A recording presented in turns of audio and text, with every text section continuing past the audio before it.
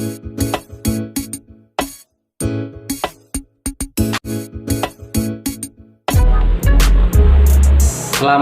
pagi anak-anak, ketemu lagi dengan saya di pembelajaran pada tema 7, subtema 1, pembelajaran yang kelima. Nah, anak-anak bisa buka halaman 59. Di sana ada bacaan, yaitu dampak peristiwa Sumpah Pemuda 1928. Kemarin kita sudah bahas sekilas tentang perjuangan sampai ke titik di mana bangsa Indonesia mengikrarkan Sumpah Pemuda. Peristiwa Sumpah Pemuda 1928 memberi dampak. Dampak itu apa, anak-anak? Nah, ya betul. Dampak itu apa? Pengaruh atau akibat, begitu. Nah, yang besar untuk perjuangan pergerakan nasional. Jadi penting sekali Sumpah Pemuda ini untuk perjuangan bangsa Indonesia.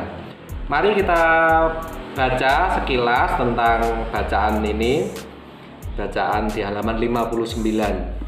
Pada tanggal 28 Oktober 1928, satu tekad yang sangat penting bagi penguatan konsep wawasan kebangsaan Indonesia telah diikrarkan. Diikrarkan itu diucapkan begitu. Ikrar tersebut merupakan modal yang sangat berharga bagi terbentuknya negara kesatuan. Tekad untuk bersatu dan mengesampingkan alasan-alasan kedaerahan, kesukuan, keturunan, keagamaan, dan golongan, namun persatuan itu tetap dalam kerangka saling menghormati dan menghargai perbedaan-perbedaan yang ada. Kesemuanya bersatu padu dan melebur dalam ikrar Sumpah Pemuda. Sejak peristiwa Sumpah Pemuda 1928, dunia dikejutkan oleh kemampuan dan kebulatan tekad bangsa Indonesia untuk bersatu padu dalam sebuah ikatan kebangsaan. Pengaruhnya pun sangat besar bagi organisasi pergerakan, organisasi politik yang lahir setelah peristiwa Sumpah Pemuda. Semuanya memakai kata Indonesia yang dulunya belum memakai kata ini. Begitupun dengan organisasi yang masih bersifat kedaerahan, mulai memproses untuk bersatu dalam satu wadah, yaitu Organisasi Indonesia Muda. Adapun tujuannya adalah untuk mempererat tali persatuan segenap pemuda yang berbangsa, berbahasa, bertanah air Indonesia. Nah, peristiwa Sumpah Pemuda telah membawa kesadaran dalam diri setiap orang akan pentingnya persatuan dan kesatuan dalam sebuah bangsa. Penyatuan berbagai sifat kedaerahan menjadi sifat nasional terus dilakukan.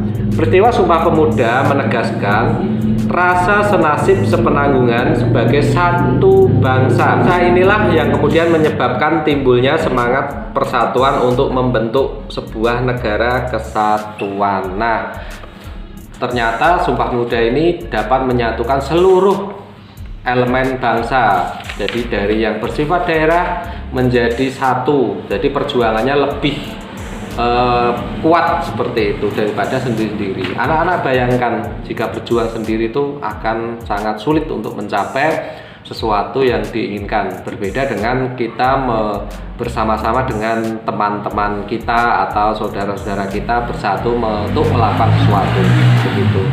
Nah, anak-anak bisa buka kembali halaman 62. Di sana ada lagu Indonesia, yaitu judulnya apa, anak-anak? Indonesia Raya. Ciptaan siapa? W.R. Supratman. Nah, lagu ini kita sudah sering dengarkan, tetapi di halaman 63 di sana ada beberapa stansa. Stansa 2, stansa 3, dan bisa dengarkan sendiri di media-media yang lain, bisa buka di YouTube, banyak sekali lirik lagu ini. Nah, kita langsung buka halaman yang ke 64. Di situ ada pertanyaan, anak-anak bisa jawab. Apa yang kamu rasakan saat menyanyikan Indonesia Raya? Jelaskan apa yang ada anak-anak rasakan. Seharusnya ini anak-anak bisa merasakan suatu semangat ya dalam jiwa anak-anak, karena ini Indonesia sebagai satu bangsa yang merdeka, seperti rasa nasionalismenya tumbuh. Kemudian bagaimana nada dan tempo lagu Indonesia Raya? Jelaskan. Anak-anak bisa jawab. Apakah lirik lagu Indonesia Raya mencerminkan nilai-nilai persatuan dan kesatuan? Jelaskan, dan seterusnya. Halaman 65 ya. Di sana disajikan suasana hening dan hikmat ketika lagu Indonesia Raya dinyanyikan pada peristiwa Sumpah Pemuda 1928. Terlihat W.R. Supratman dengan gesekan biolanya mengumandangkan lagu Indonesia Raya. Sementara para pengurus yang terdiri atas 6 orang pemuda dan semua peserta dengan penuh hikmat turut mendengarkannya. Jadi W.R. Supratman ini juga bisa memainkan alat musik biola, alat musik yang dimainkan dengan cara digesek begitu. 65 yang teks bawahnya, peristiwa mengembun dan menyublim.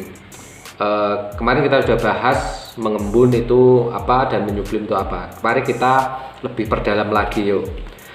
Selain peristiwa mencair, membeku, dan menguap, masih terdapat 2 peristiwa yang perubahan wujud benda.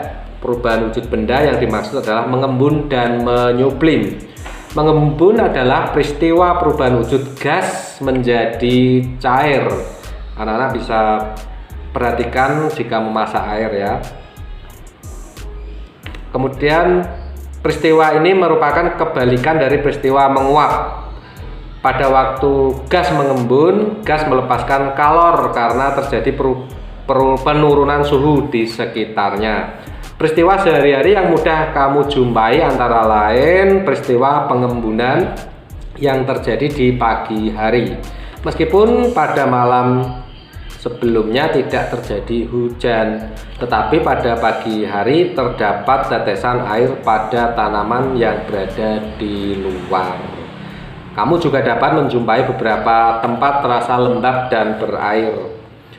Peristiwa mengembun ini terjadi karena uap air dalam udara menyentuh permukaan, seperti permukaan daun dan permukaan yang lain. Menyublim sekarang ya. Menyublim merupakan peristiwa perubahan wujud zat padat menjadi gas mengkristal. Kemudian yang mengkristal adalah perubahan wujud gas menjadi padat. Peristiwa lenyapnya kapur barus yang anak-anak itu ya taruh di almari ya, sering dijadikan contoh peristiwa menyublim. Contoh peristiwa ini terjadi pada saat uap iodium yang mengkristal menjadi padatan pada saat didinginkan pada suhu tertentu.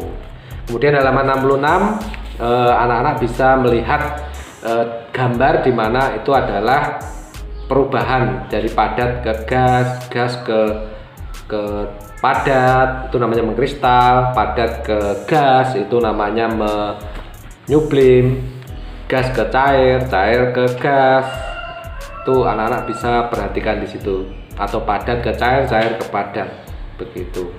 Paham ya anak-anak untuk pelajaran kali ini. Nah, inti dari pelajaran ini kita belajar tentang Sumpah Pemuda. Inti yang dapat kita ambil sebenarnya untuk anak-anak bisa teladani yaitu 1, bersatu.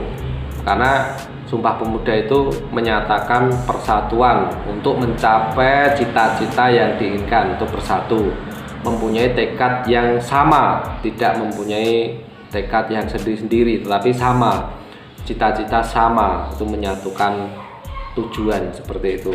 Kemudian rasa persaudaraan, jadi melenyapkan atau menghilangkan perbedaan. Meskipun perbedaan itu ada, tetapi tetap disatukan. Perbedaan ras, suku, agama, bahasa, adat istiadat, dan lain-lain. Kemudian rasa nasionalisme yang harus dipupuk menjadi suatu bangsa di mana kita hidup bersama untuk banyak orang, bukan untuk diri sendiri, seperti itu. Nah, itu yang bisa Pak Guru sampaikan. Anak-anak bisa perdalam kembali di berbagai macam sumber di internet banyak. Anak-anak jangan menyerah untuk belajar, untuk mendapatkan ilmu. Nah, itu saja yang dapat Pak Guru sampaikan. Selamat belajar, tetap semangat, jaga kesehatan. Wassalamualaikum warahmatullahi wabarakatuh.